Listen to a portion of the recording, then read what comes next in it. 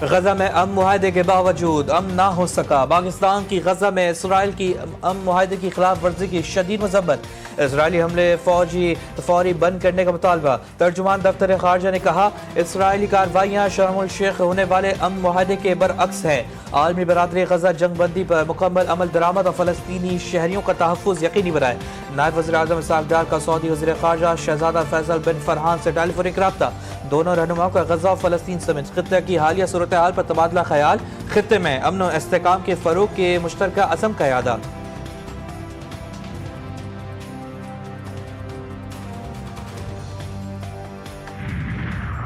غزہ کی آبادی کو بھوک سے تڑپانا جنگی حربے کے طور پر استعمال نہیں کیا جا سکتا، عالمی عدالت انصاف کا بڑا فیصلہ، اسرائیل کو حکم دیا کہ وہ انسانی امداد کی راہ میں رکاوٹیں نہ ڈالے، اقوام متحدہ سمیت تمام امدادی اداروں کو بلا رکاوٹ کام کرنے دے۔ اسرائیل اقوام متحدہ کے ادارے انوروا کی حماس سے وابستگی کا کوئی ثبوت پیش نہ کر سکا، صہیونی حکومت عالمی عدالت کے فیصلے پر برہم، بین الاقوامی قانون کی خلاف ورزی سے انکار، عدالتی کارروائی کو معتصبانہ قرار دے دیا۔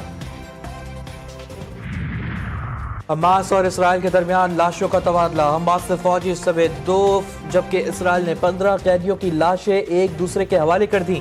جنگ بندی کے باوجود اسرائیلی حملے میں 1 فلسطینی شہید، 3 زخمی، انسانی امداد میں رکاوٹیں برقرار۔ اقوام متحدہ نے خبردار کیا کہ اگر سردیوں سے پہلے پناہ گاہوں کا سامان غزہ نہ پہنچا تو صورتحال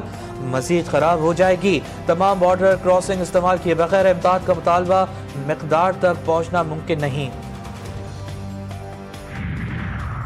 امریکہ جب تک غیر معقول مطالبات کرتا رہے گا مذاکرات بحال نہیں ہوں گے، ایرانی وزیر خارجہ عباس عراقچی نے صاف کہہ دیا، کہا ایران ہمیشہ سفارتکاری اور پرامن حل کا حامی رہا ہے، مذاکرات امریکی حد سے زیادہ مطالبات کی وجہ سے معطل ہوئے، نیو یارک میں بات چیت بھی امریکی رویے کی وجہ سے آگے نہیں بڑھ سکی۔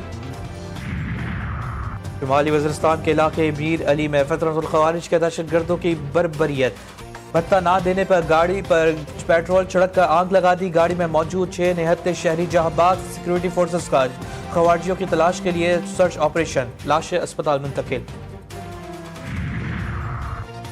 خانہ بال میں خوفناک ٹریفک حادثہ، تیز رفتار ٹرک رکشے پر الٹ گیا، بچوں سمیت 5 افراد جہاں باغ، 3 زخمی، لاشوں اور زخمیوں کو اسپتال منتقل کر دیا گیا۔ وزیر اعلیٰ مریم نواز کا حادثے میں قیمتی جانوں کے ضیاع پر گہرے دکھ کا اظہار۔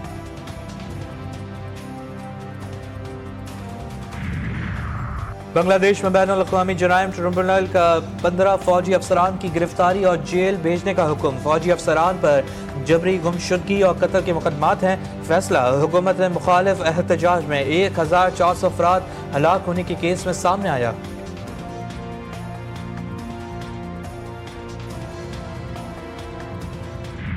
پنجاب حکومت کے ریاستی ریٹ اور قانون کی بالادستی کے لیے تاریخی اقدامات، ریاست مخالف عناصر کے خلاف سخت اقدامات کا فیصلہ، غیر قانونی رہائش پذیر افراد کو سخت وارننگ، قانونی کارروائی کا اعلان، سوشل میڈیا پر شر انگیز اور نفرت کے خلاف زیرو ٹالرنس پالیسی نافذ، غیر قانونی جماعت یا بازار بند کرانے والوں پر دہشت گردی قوانین لاگو ہوں گے، لاؤڈ اسپیکر ایکٹ کا نفاذ لازمی اور مزید سخت، ہر ضلع میں ویسل برو سیل قائم کیا جائے گا، انتہا پسند جتوں کے اشتہارات، تصاویر اور پلے کارڈز پر بھی سخت پابندی لگا دی گئی،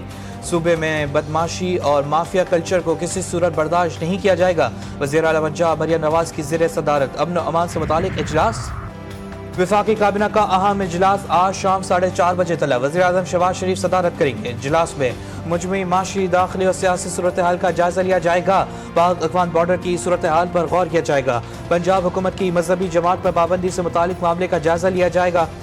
اہم سمریہ منظوری کے لیے پیش کی جائیں گی، وزیر اعظم سے خیبر پختونخوا کے اراکین پارلیمان اور سیاسی رہنماؤں کی ملاقات، ملک کی مجموعی سیاسی صورتحال پر گفتگو، کے پی میں جاری وفاق کے ترقیاتی منصوبوں پر بات چیت ہوئی۔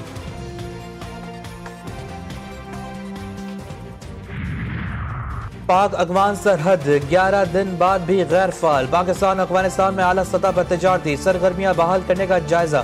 ذرائع کے مطابق ترخم اور چمن بارڈر پر تجارتی سرگرمیوں کے لیے انتظامات مکمل، پاکستان کی جانب سے کسی بھی وقت اجازت دینے کا امکان، بارڈر پر جدید ترین ٹرمینل کی تعمیر پہلے ہی مکمل ہو چکی ہے، ایکسپورٹ اور امپورٹ کے لیے جدید کلیئرنس سسٹم بنا دیا گیا۔